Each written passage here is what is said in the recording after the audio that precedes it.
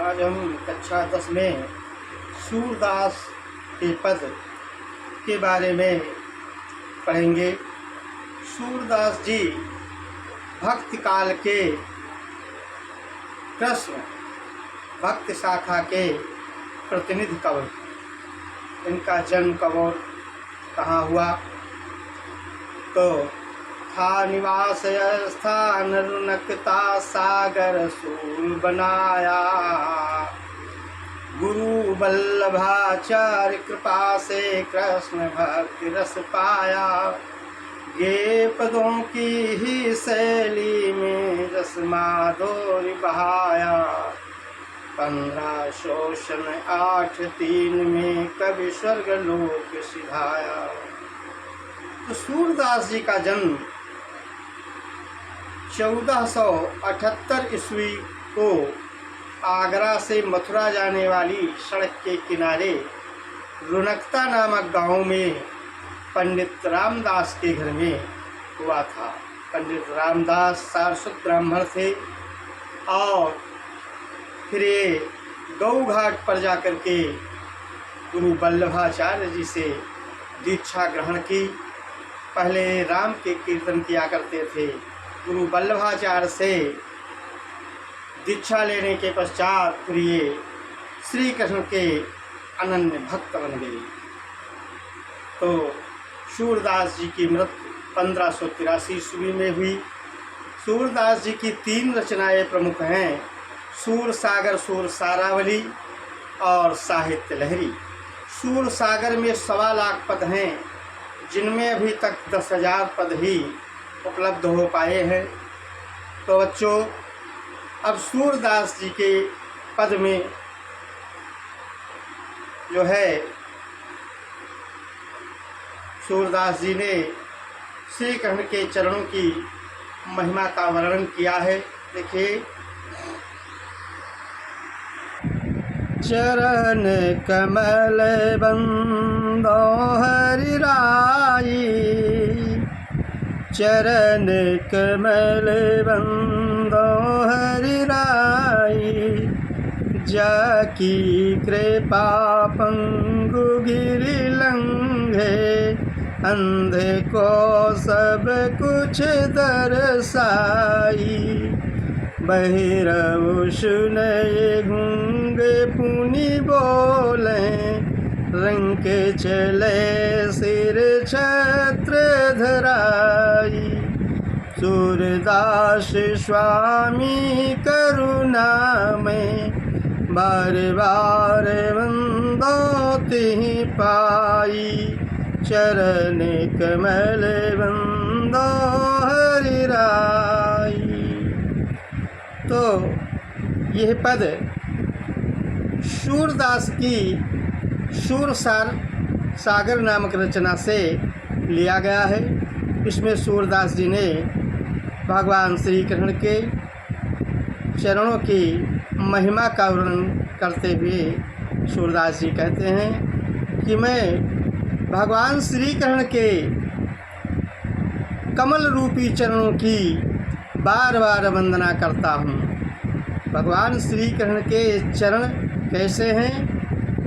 कमल के समान कोमल हैं। तो वही भगवान की वंदना करते हुए सूरदास जी कहते हैं कि मैं श्री कृष्ण भगवान के कमल रूपी चरणों की बार बार वंदना करता हूँ, जो कमल के सदृश हैं।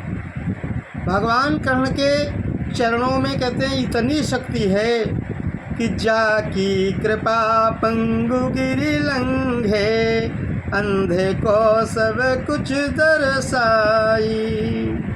भगवान कृष्ण के चरणों में इतनी शक्ति है कि अगर उनकी कृपा हो जाए तो पंगु माने लंगड़ा व्यक्ति, गिरि माने पर्वत को, लंघे माने लांघ सकता है। अगर किसी लंगड़े व्यक्ति के ऊपर भगवान की कृपा हो जाए श्री कृष्ण की, तो कहते लंगड़ा व्यक्ति भी पर्वत को लांघ सकता है। अंधे को सब कछु दर्शाई।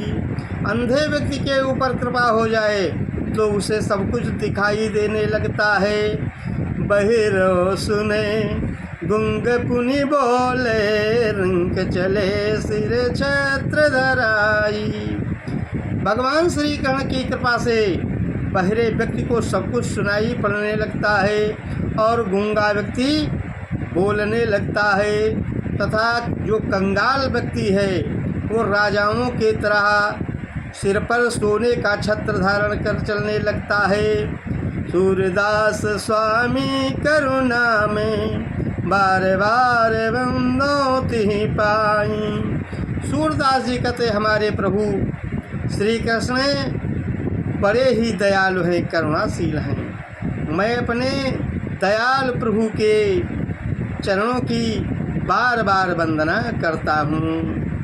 इस पद में ब्रज भाषा का प्रयोग किया गया है, गेय पद है और रूपक अलंकार है। अगला देखिए, अगले पद में सूरदास जी ने निराकार ब्रह्म के बारे में बताया है कि निराकार ब्रह्म की भक्ति करना कवि के लिए संभव नहीं प्रतीत होता है, क्योंकि सूरदास जी कहते हैं कि अविगति गति कछु कहते न आवे, ज्यों गूंगे मीठे फल को रस अंतर्गत ही भावे। परम स्वाद सब ही सुनिरंतर अमित तोष उपजावे।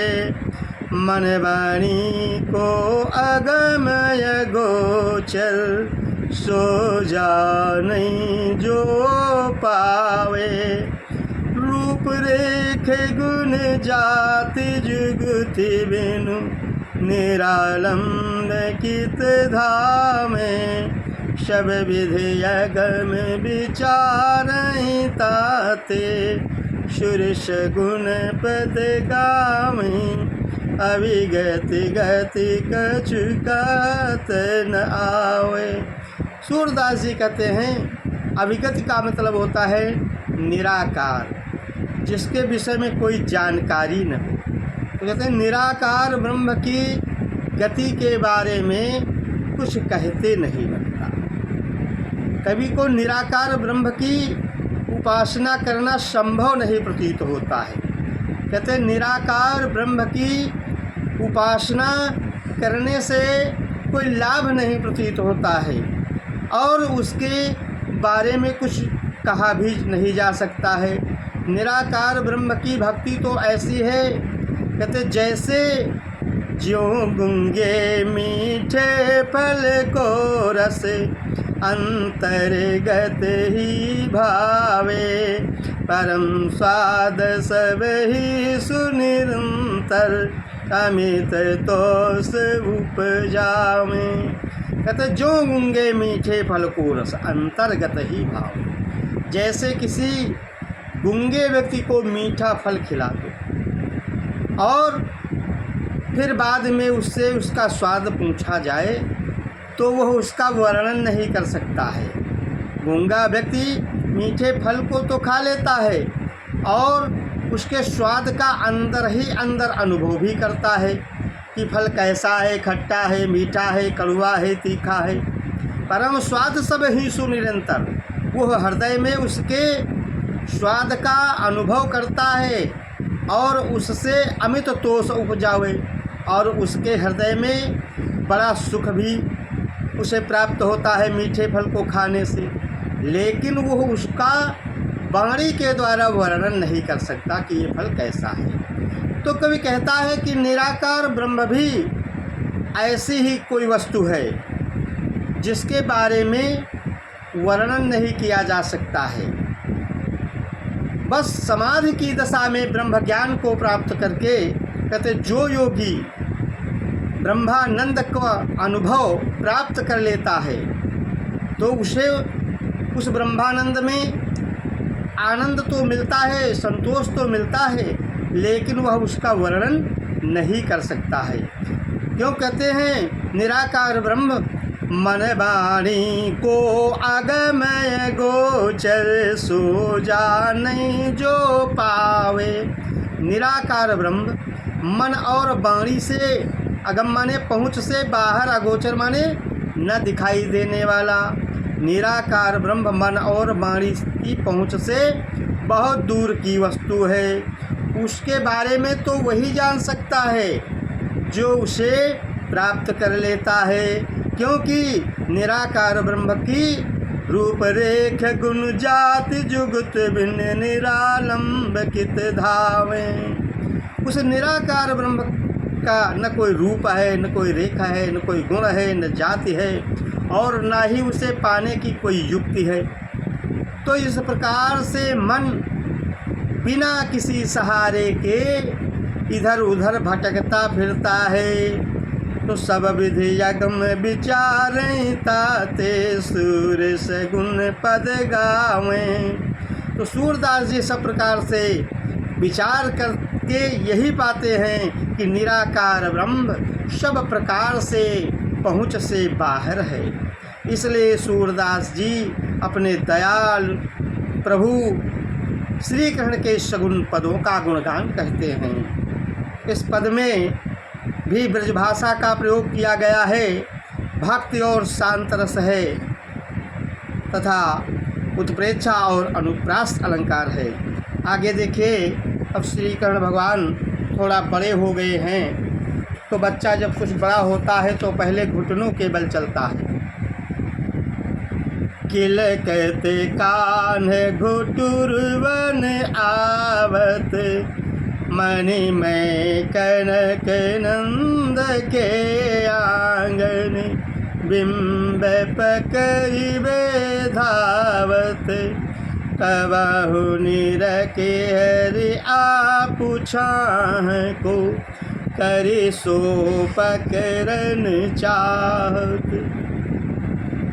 किलकत हसत राज दुई दतिया, पुनि पुनि तेहि अवगाहत, कनक भूमि पर कर पग छाया, यह उपमायिक राजति, करी करी प्रतिपद प्रति मन वसुधा, कमल बैठ की साजत, बालद सासुक निरखी जसोदा, पुनि पुनि नंद बुलावत, अचरत लय ढाकी सुर के, प्रभु को दूध पियावत, किलकत कान घुटुरवन आवत।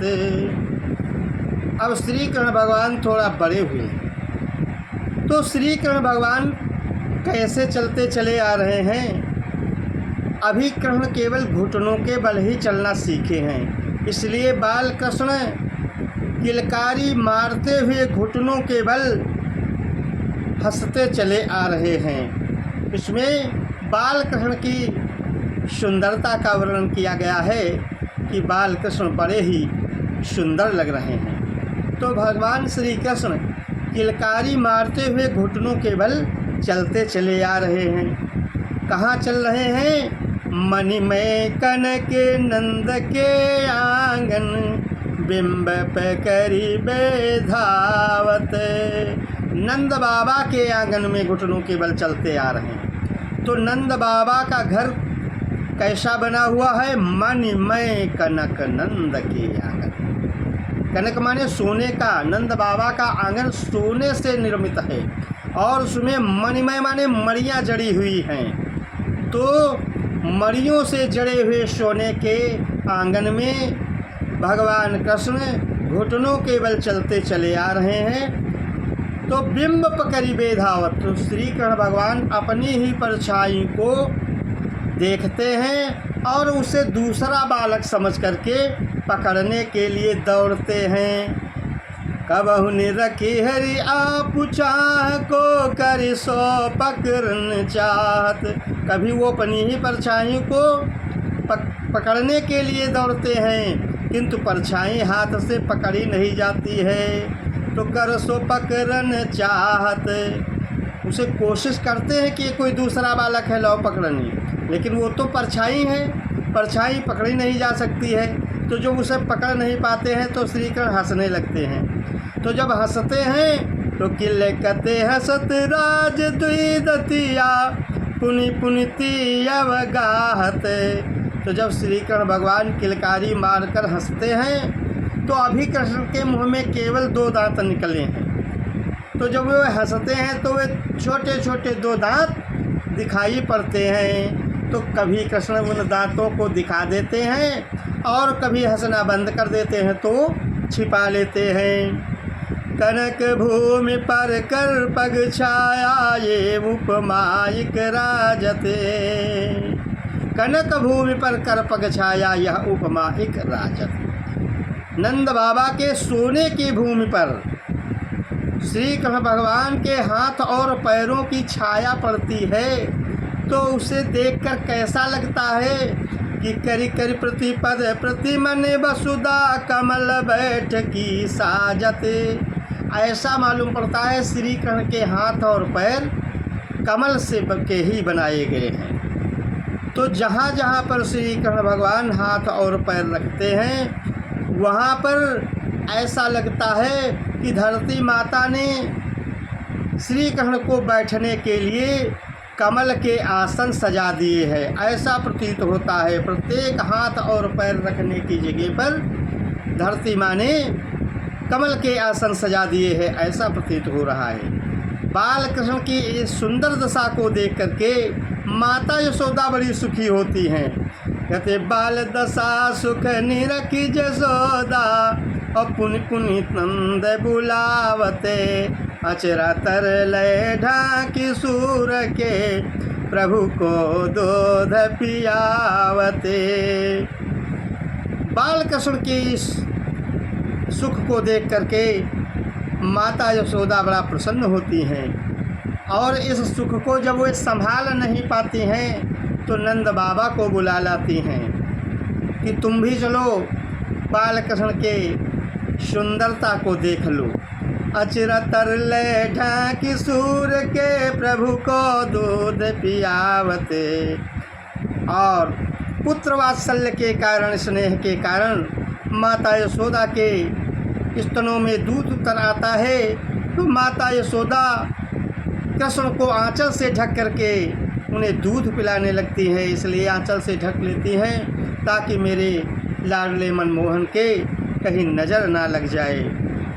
और जो इस अवतरण में वात्सल्य रस है और अनुप्रास अलंकार की छटा है तथा उपमा अलंकार भी इसमें है और ब्रज भाषा का प्रयोग किया गया है।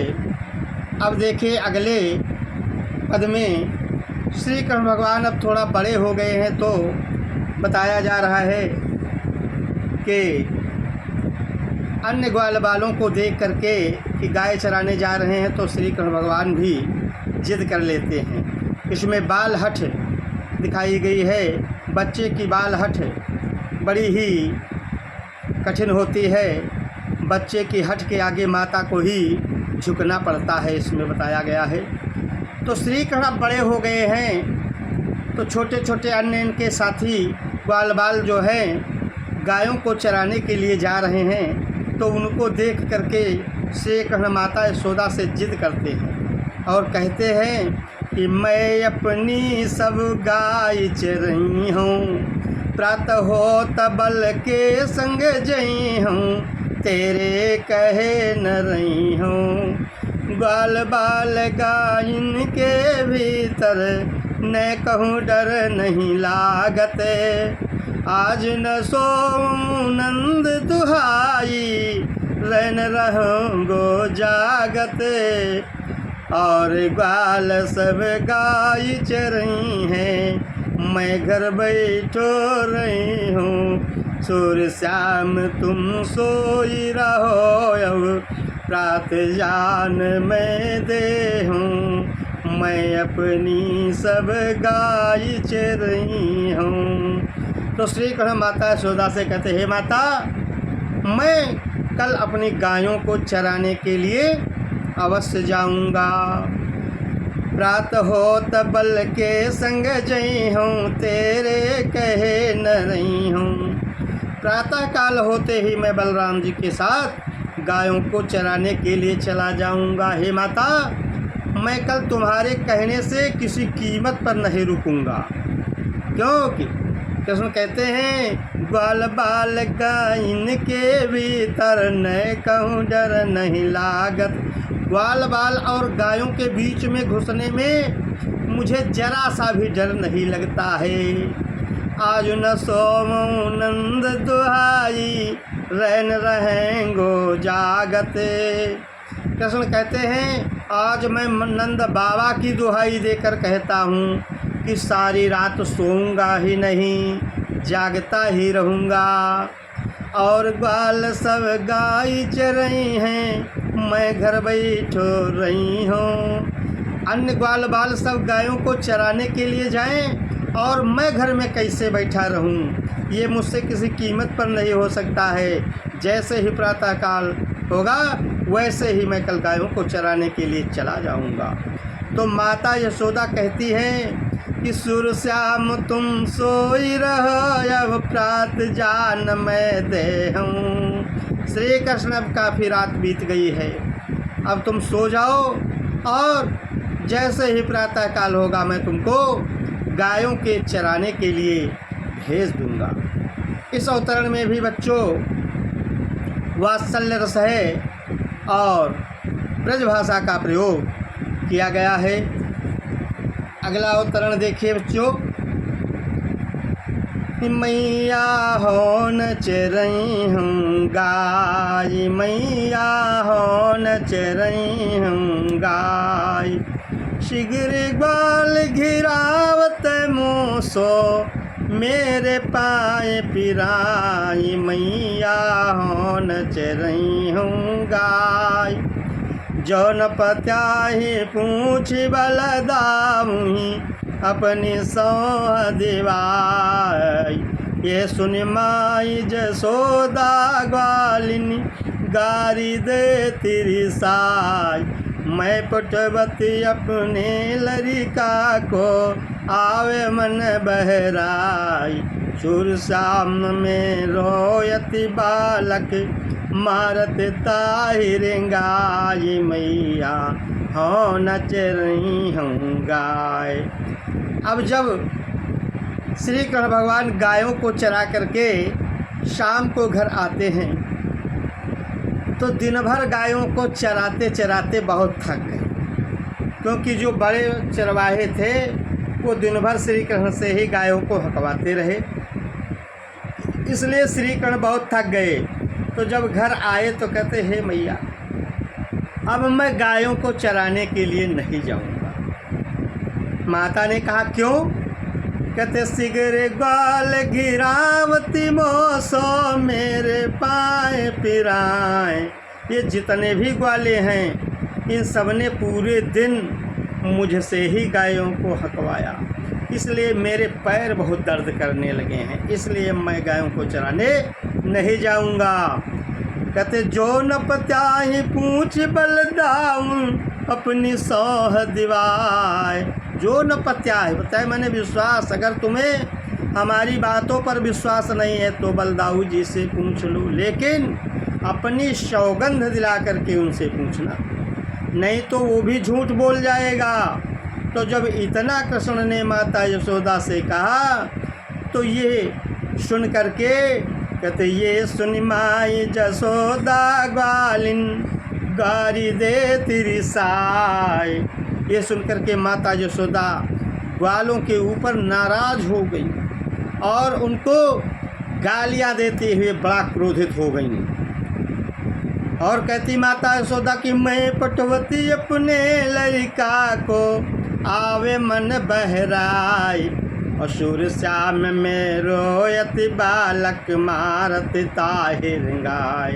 अरे मैं तो अपने बालक को बेचती थी कि अन्य सब ग्वाल वालों के साथ जाएगा तो इसका मन बहल जाएगा, लेकिन सूरदास जी कहते हैं कि माता यशोदा कहती हैं कि ये सारे ग्वाल बाल जितने भी हैं इन सब ने मेरे बच्चे को दिन भर चला चला करके थका डाला।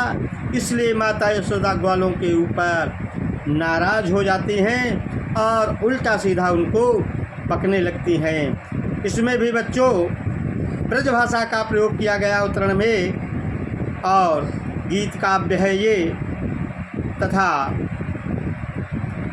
वात्सल्य रस का प्रयोग किया गया है। अगला देखिए,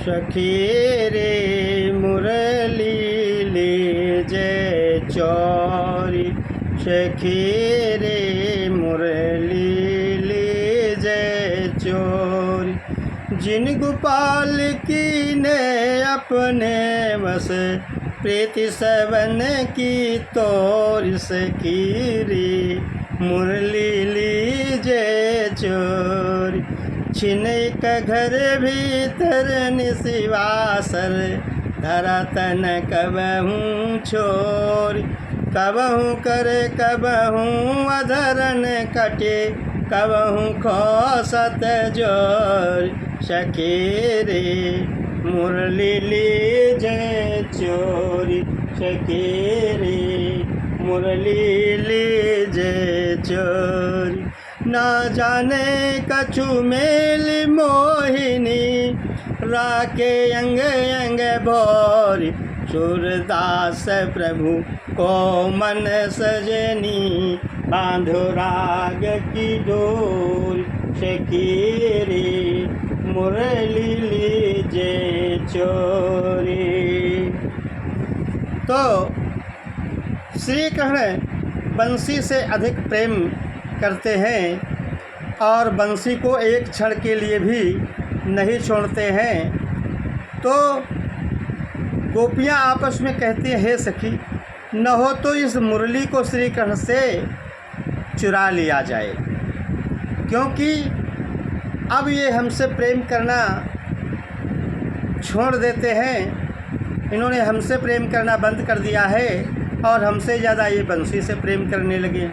इस बंसी को एक क्षण के लिए कृष्ण नहीं छोड़ते। तभी गोपियाँ कहते, हे सखी, न हो तो इस मुरली को चुरा लिया जाए, क्योंकि इस बंसी ने, कहते, जिन गोपाल की ने अपने बस प्रीति सबन की तोड़, इस बंसी ने न जाने कौन सा मोहिनी मंत्र डाल लिया है कि श्री कृष्ण को अपने बस में कर लिया है और हम सबका प्रेम इस बंसी ने तुड़वा दिया है। इसलिए इस बंसी को ही चुरा लिया जाए, क्योंकि श्री कृष्ण इसको कभी छोड़ते ही नहीं हैं, अपने से अलग करते ही नहीं हैं। छिनैक घर भीतर निशिवासर, धरत न कबहूँ छोरी, ये कृष्ण इस बंसी को एक क्षण के लिए भी नहीं छोड़ते हैं। चाहे घर के अंदर हों, चाहे बाहर हों, चाहे रात हो, चाहे दिन हो, हैं, इसको एक क्षण के लिए भी अलग नहीं रखते हैं। और कबहूँ करे कबहूँ अधरन कटी, कबहूँ को सती जोर, कभी तो कृष्ण इसको अपने हाथ में पकड़ लेते हैं बंसी को, और कभी ऊँटों पर रख लेते हैं, और कभी अपनी कमर में बड़े पीताम्बर में खोस लेते हैं। ना जाने कछु मेल मोहिनी, रागे राखे अंग अंग भोर, न जाने इस मोहिनी मुरली ने क्या कर दिया है जो श्री कृष्ण के अंग अंग उसी बंसी के बस में हो गए हैं। सूरदास प्रभु को मन सजनी, बंधो राग की डोर। सूरदास जी कहते हैं कि गोपियाँ कह रही हैं कि सूर के स्वामी कृष्ण का मन बंसी के प्रेम की डोरी में बंध गया है। इसलिए गोपियाँ कहती हैं, हे सखी, न हो तो इस बंसी को ही चुरा लिया जाए। इसमें वियोग श्रृंगार है बच्चों, अनुप्रास और रूपक अलंकार है, तथा माधुर्य गुण है और गेय पद है। बच्चों, आज हम इतना ही पढ़ेंगे और शेष पाठ फिर के बारे में फिर बताएंगे। आप सब हमारे आधुनिक हिंदी ज्ञान सागर चैनल को लाइक करें, सब्सक्राइब करें। धन्यवाद।